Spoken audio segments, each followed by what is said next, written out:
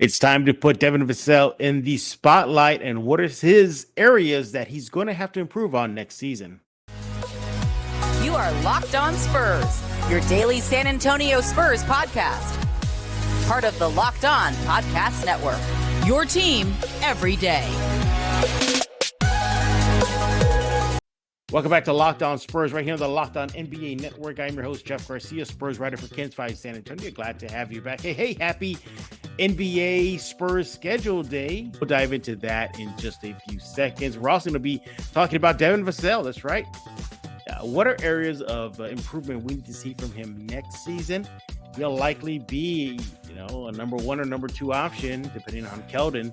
But what areas does he have to improve on the court or maybe even off the court next season? Then we get into some news and notes. Tim Duncan is going to be given a great assist to Manu Ginobili.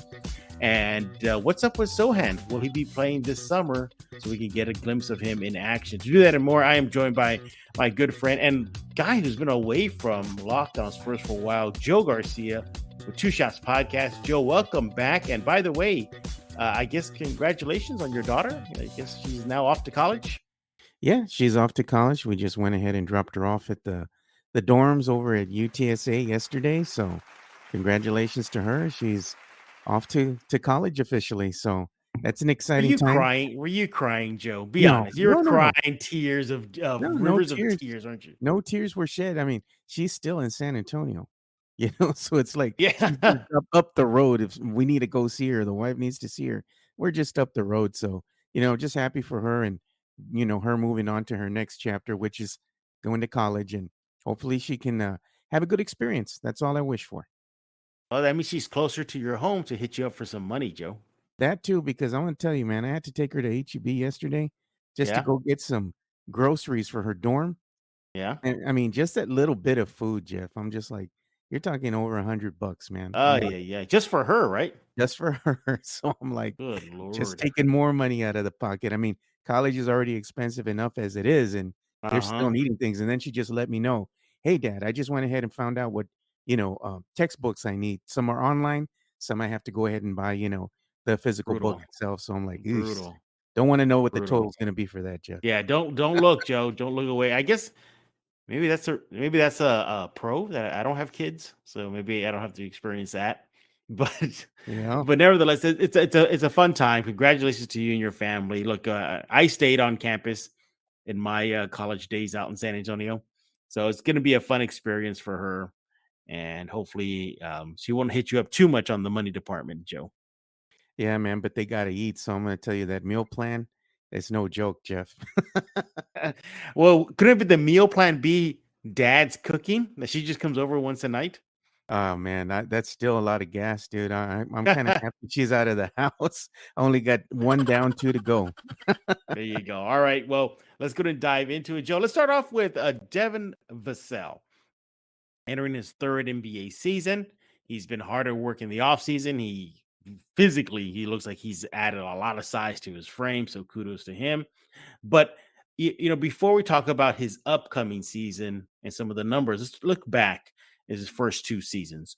What have you seen from him? What do you like out of Vassell? What are some general thoughts about him? I always like the kid's decision making, on the defensive end.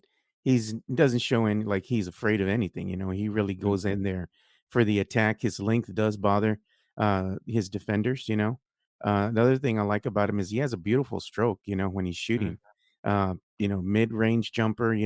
The only thing that's kind of always to me, it's something kind of room for improvement has always been the outside shooting from beyond the arc.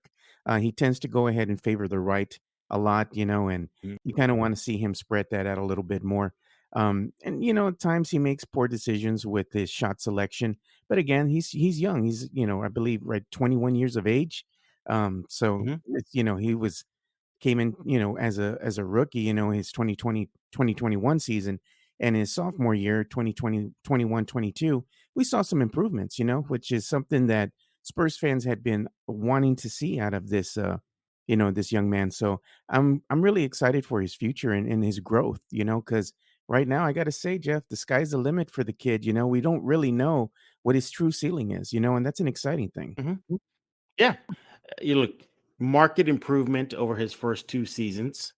Again, we'll get into some numbers in just a few minutes, but his points have increased, rebounds increased, a lot of career highs in his short NBA season. But with this rebuild, he's going to be looked at to do more. He's going to be looked at to do more on not only on just both ends of the court, maybe vocally. And that's what I've liked so far with Devin, whether it be in press conferences, as we saw last season, to in game, very vocal, very tell it as it is. He threw the script out the window when the Spurs were having horrible losing streaks last season, just telling media, this is unacceptable. And I like that about Devin. Very switchable, good two-way player, very keeps he preserves the ball well, minimal turnovers. Overall, he has a high ceiling, and I'm expecting maybe for him to take a tremendous leap next season. What about you, Joe? Again, we'll get into some numbers in a bit, but do you expect him to take tremendous strides next season? I do. I mean, he's probably going to wind up being in the starting roster, and he can be switched out. He could play the shooting guard, or they can switch him out to small forward, depending on needs. But him being very versatile, being a great defender out there, doing some interesting things inside the arc, inside the paint as well. I think that will keep him on the floor and in Coach Pop's good graces. So I'm looking for some growth because he's going to go ahead and get increased minutes. So you can go ahead and expect a slight uptick in his points production as well. I'm with Joe Garcia. He's with Two Shots Podcast. And in a while, he'll be bragging about his show and why you need to be tuning in as the Spurs season is somewhat around the corner. Still a little ways away, but, we're in the middle and the thick of things in the off season. Again, we're talking about Devin Vassell and his room for improvement heading into his third season with the Spurs. Joe, a lot of expectations are going to be heaped on him, and I think a lot of pressure to lead the team, him and Keldon Johnson. But it seems to me that him and KJ are kind of going to be the 1-2 punch for the Spurs. Or do you perhaps expect Vassell maybe to rise above Keldon next season? I'm actually expecting Keldon to go ahead and take the helm. I think Keldon's going to arise as the scoring leader for the San Antonio Spurs. I believe that Devin Vassell's going to be right there with him. However, the only thing that I'm looking for with Devin, though, is as he gets more playing time, he's going to get noticed a little bit more, I believe, by some of the other teams out there. So he might have a little bit of growing pains early on in the season, but I do fully expect him to get over that and not hopefully he can stay free of injury as well, because those injuries that he had early on in the season and the latter part of the season kind of hampered his shot production a Hmm. little bit because, after coming back from injury, from that hamstring injury, he wasn't quite himself and it took a little bit of time for him to find his shot again. But if he can find his shot early, that kind of opens the game up for him a little bit more, especially if he's able to go ahead and start shooting threes at a healthy clip, So I look forward to seeing what he can do, in his third Hmm. year with the San Antonio Spurs. And just to let fans know, I mean, he's going to be uh, up for some type of extension at the end of this upcoming season. Yeah. I like that Vassell is very durable in again just 2 seasons. Really hasn't had any type of major injury. His rookie season he played 63 games in San Antonio. Spurs in the second season that is with San Antonio 72 games. No injuries. I like that about him. So he's reliable. As they say, the best availability is just being available, just being there ready to play. So a lot to like about Devin Vassell and perhaps some high expectations. We're going to get more thoughts on Devin Vassell and look at some numbers, look back at his 2021-22 season and what categories does Joe expect, at least statistically, to see Vassell increase next season. Again, thanks for making Locked On Spurs your first listen every day, free and available wherever you get podcasts. And look, and I want to talk to you about something that, here. It is the NHTSA Drive Sober or Get Pulled Over campaign. Look, you're hanging out with some friends, putting back a few drinks, a few become a few too many. And as the evening comes to an end and people start to head out, you think of calling for a ride. Nah, you live nearby, you can make it home. It's okay. It's no big deal. Yeah, maybe you don't want to do that. What are the odds of you'll get pulled over anyway, right? You're probably thinking, what's the worst that could happen? Your insurance goes up, you lose your license, you lose your job, you total your car, you kill someone. Yeah, not a good thing whatsoever. It can happen so easily. You're out with your friends and coworkers, you're putting back a few drinks. Yeah, don't go down that road. Look, it only takes one mistake to change your life or someone else's forever. Play it safe, plan ahead, get a ride. Yeah, drive sober or get pulled over. It is something serious. Once again, this message is brought to you by the NHTSA. Drive sober or get pulled over. We're back with Joe Garcia right here on Locked On Spurs, and we're talking about Devin Vassell and his upcoming season and what to expect and room for improvement for him. Joe, by the way, a little birdie told me that you're pretty much in the middle of, I guess, like you're auditioning for the new role of Venom. Is that true? No, no, no, not at all. I wish I was, but no, unfortunately not. What? I also heard you were in line to play a Neo in the Matrix. Is that true? Oh man. Again, man, if only it was true, Jeff. Maybe I could do voice acting Uh, or something, but I don't even that like the sound of my own voice. So yeah, I'd have to dispel that rumor as well. He is Joe Garcia with Two Shots Podcast, and we're talking about Devin Vassell. All right, let's look at some numbers now, Joe. Specific categories. Before we dive into statistic improvements, let's look back at his 2021-22 season. Devin Vassell, 27 minutes per game, 12.4 points per game, 4.3 rebounds, 1.9 assists, recorded 75 steals, and shot 43% from the field and 37% from the three line. Also shot 86% from the free throw line. Joe, what areas in those statistical categories do you expect or would like to see Vassell make a leap in? I'd like to see him make a leap in rebounding. You know, I want him to see him become a more prolific rebounder. In the absence of one DeJounte Murray, somebody's going to have to kind of fill that role. And the Spurs are going to need all the help they can get because that's one thing DeJounte was really good at, amongst other things. He was a very good rebounder. So the Spurs are going to need some help, and definitely that could help Devin Vassell's game as well. You know, because he is a good defensive player, but also just getting more rebounds and also uh, again, shooting a little bit better from beyond the arc. You know, when he's run off the 3-point line, he has shown that he has a good mid range game. He has a good mid range jumper. So that kind of keeps him in the good graces of one coach Pop. But if he's able to go ahead and, pull that trigger a little bit quicker from beyond the arc and be a little bit more accurate, that's not only going to help him in his game, but also the team as well. So those are the areas that I'd like to see him make a little bit more of an improvement on. And also, his ball handling skills. Sometimes they're a little iffy at best, but coming into his third year, I'm sure there's a lot of things he's worked on in the offseason. So ball handling, rebounding, and a little bit more of a higher percentage from shooting from beyond the arc are the areas I'd like to see improvement on.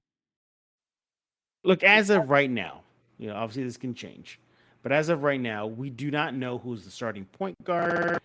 Will it be Primo? Will it be Jones? Will it be somebody else? Hell, in positionless NBA era could be Vassell. But the point is, how much do you think the lack? Well, let me rephrase that: losing an all-star point guard like DeJounte Murray is going to perhaps impact Devin Vassell. It's going to impact him quite a bit. Like I said, DeJounte did quite a bit of things out there for the San Antonio Spurs, and in his absence, you're kind of thrown into the fire. So coming into his third year, it's going to be left up to Keldon. It's going to be left up to, you know, uh, Devin Vassell and possibly Trey Jones. Trey Jones may or may not be the starting point guard for the San Antonio Spurs. We don't know if they're going to go ahead and, like you said, throw Primo in there. So there's going to be a lot of things that this team is going to be having to do out there on the court. But I think they're going to rise to the occasion, and we're going to see some growth. It might not translate into a lot of wins, let's be honest. But if we can look to see the players grow from game to game, and at the end of the season, it doesn't translate into a lot of wins. At least you can see that the team might be on the right direction with some of their key role players. Yeah, you look. I obviously he's going to get touches. More calls are going to be played for him and called for him. I expect his turnovers to increase with perhaps more ball opportunities in his hand. Like last year, he averaged just one turnover a game. It's incredible. But a lot of the plays were made for DeJounte. A lot of the plays were for him. He took the majority of the shots. So expect that to happen. Again, no knock on him, but that just comes with the territory. You can get more playing time, more touches. That happens. I do would like for him to get to the free throw line a lot more. Last season, Joe, 1.4 trips to the free throw line. And again, I get it. He wasn't my primary guy in San Antonio. KJ's guy was going to be that guy, but I expect a close second to be Devin. I would like to see his free throw attempts increase. He can get to the lane, he can get to the rim. And I want him to be a lot more aggressive in that department. Free throw percentage, I expect to go up. He 86% is not bad, but higher 80s, low 90s would be pretty good as well. And I also like this too about him. Clean game. He averages about 2 fouls per game last season. And that's playing 72 games and averaging close to 30 minutes at 27.4 minutes per game. So I like that as well. Hopefully he'll keep that up. Do you expect a rise in point production, Joe, out of him? 12.4 last season. Do you expect that to climb? I do expect that to climb. With more minutes means that he's going to get more touches, and he's already shown that he has a good shot. So I would expect him to be able to capitalize on those minutes and go ahead and knock down that mid range jumper that he's kind of known for. But again, we'll go ahead and see what the increased minutes bring for Vassell, and don't expect him to just come out hot right out the gate. It takes players a little bit of time to kind of get back in the flow of things, and you might see some early on growing pains. But I clearly expect him to really produce for the Spurs with increased minutes alongside Keldon Johnson, and possibly a starting five of looking at Trey Jones, Devin Vassell, Doug McDermott, Keldon Johnson, and Jakob Portal. That's projected to be your starting lineup. But again, that could change at any given point in time. But realistically, that might be your starting five, and let's see how well they produce, and including Devin Vassell out there alongside Keldon Johnson. So it's going to be interesting. It's an interesting time. It's a new era for San Antonio Spurs Definitely is. basketball. Me and you, the OGs, have known what the team looks like in a solid rebuild, and this is exactly what's happening with this team this upcoming season. Mm-hmm. So with a lot of these younger players, it's going to come a lot of growing pains, but it's something that's necessary, especially if these fans and the team themselves want that high pick. So it's a lot of things to look forward to, but there's a lot of things that you don't look forward to, which is going to be losing a lot of games. But hey, if you all want Wembanyama, it has to happen, right? I'd be fine with Scoot Henderson as well. Oh, Look, okay. Wemby is the prize, but Scoot, yeah, that'd be nice. But either way, yeah, it could be making for a long season as soon as the ball goes up in the air to start the regular season.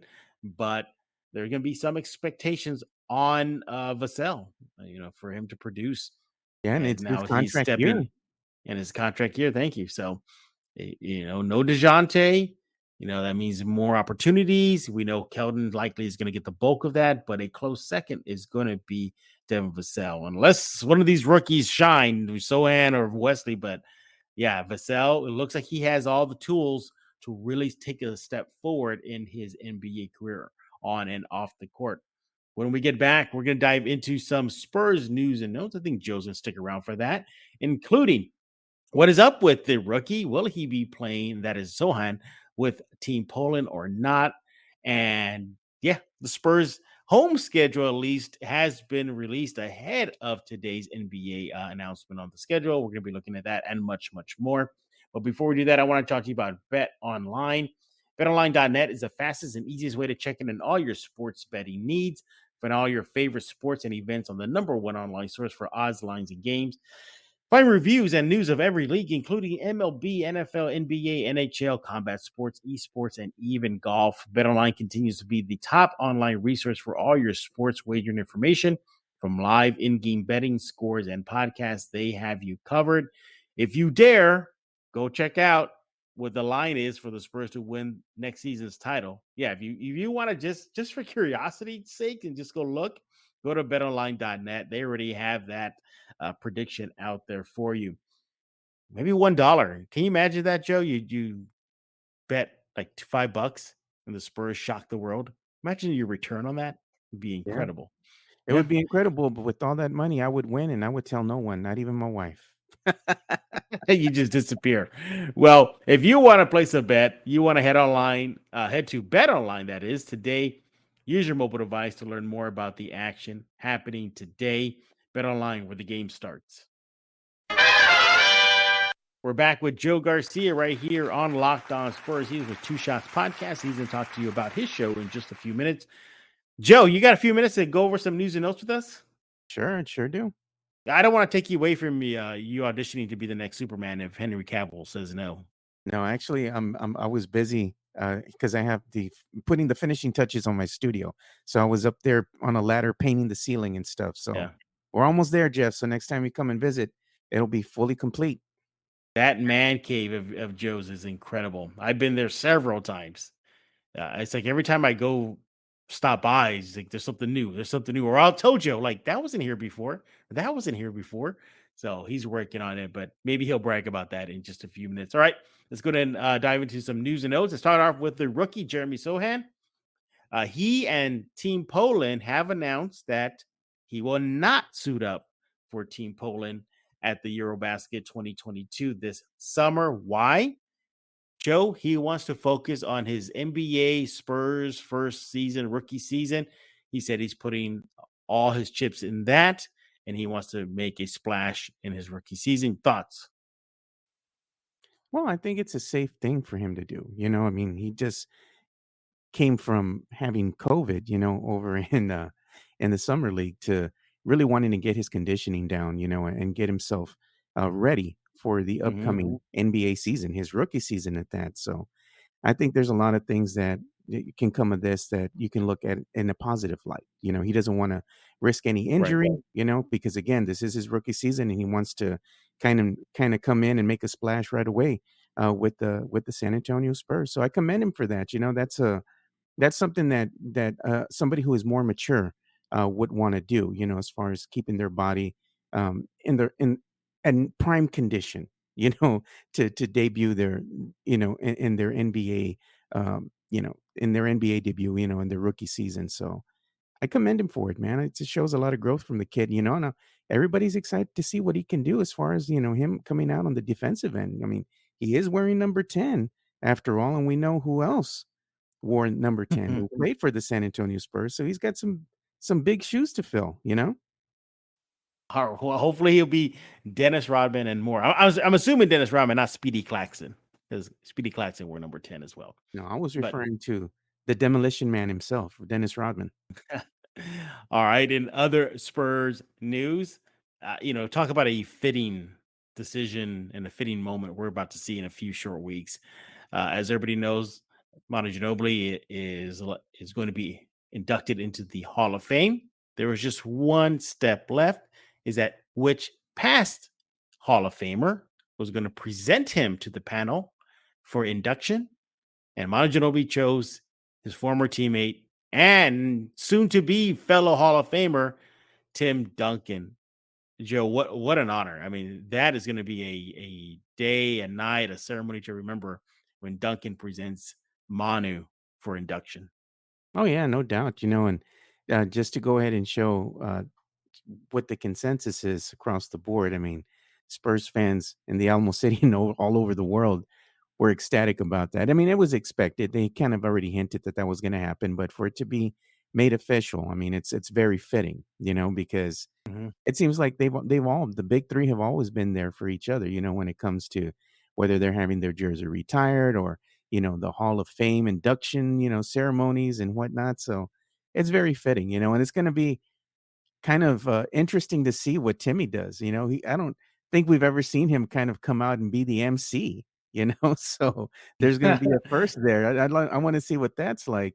And, I was looking on Instagram the other day and Vanessa Macias, the mother of his daughter, his live-in girlfriend, she had posted some pictures of her and Timmy, and it looks like he's just living life and having a great time being a dad and just enjoying, spending time with his family. So it's going to be Yep. interesting to see him again. We haven't seen him for a little bit, ever since he Hmm. kind of bowed out as being an assistant coach. He's kind of been a recluse again. So it's going to be fun to see him. Absolutely. All right. So that's going to be a night to remember in just a few weeks. And again, congratulations, Manu Ginobili. Looking forward to that big day. And other Spurs news, the Spurs home schedule was leaked early this week, I think on a Tuesday, Joe, before the NBA announced it. Season ticket holders are already getting their requests from the Spurs to buy their tickets already. So several season ticket holders decided to put it out there. But if you are interested, Joe and listeners, and specifically which game DeJounte Murray will make his San Antonio return, that will be late in the season. It ain't going to happen early. March 19th, Spurs Hawks at the AT&T Center. Lonnie Walker's first trip to the AT&T Center will with the Lakers will be on November 25th, so it wouldn't be that much of a wait. Now, here's where it gets interesting, Joe. And by the way, in case you were wondering, the home opener will be against the Hornets on October 9th. Okay, so only 37 home games were revealed to season ticket holders. So you're wondering, okay, well, Spurs usually be 41 home games. What about the other 4 games? Well, recall that 4 games four home games will be played away from San Antonio. So we know one already, Joe. Spurs, Miami, and Mexico City. That'll be a Spurs quote unquote a home game. So yay, that's done. So that's why you will not see Miami in San Antonio next year at the AT&T. So that leaves 3 games. Well, 2 games are going to be in Austin. 1 game is going to be in the Alamo Dome. Noticeably left off the 37 games presented to season ticket holders was the Golden State Warriors. Now, if it's Spurs Warriors at the Alamo Dome, against going against the defending champs, uh, a throwback game, I think that'd be great. I think it'd be awesome. But Joe, how bad would it be if 2 games in Austin will be Spurs versus the defending champs Warriors? I think Spurs fans in San Antonio might have an issue with that. Oh, no doubt. No doubt they're gonna have an issue with that because they're gonna want to see the champs, the NBA defending champions, Golden State Warriors. So yeah, especially if you're a season ticket holder, I mean, those are the games that you get up for, you know, and kind of having them taken away from you and being played up the road in Austin, you're gonna have to buy a ticket at that just to go ahead and watch that game and then have to make the trek to Austin, which is notorious for what? Traffic, Hmm. The traffic is horrible over there.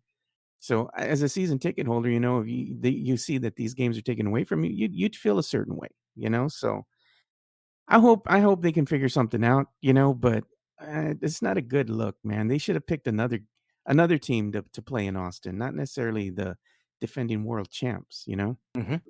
Yeah. So will be interesting to see. Probably by now already. The Spurs schedule has been out there.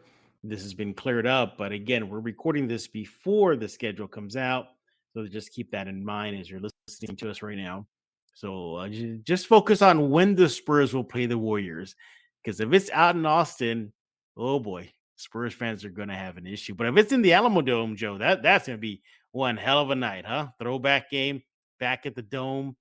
Maybe they'll turn on the water cannon to douse everybody like they did back in the day. What a But it debut. should be fun. Yeah, I know what. Yeah, exactly.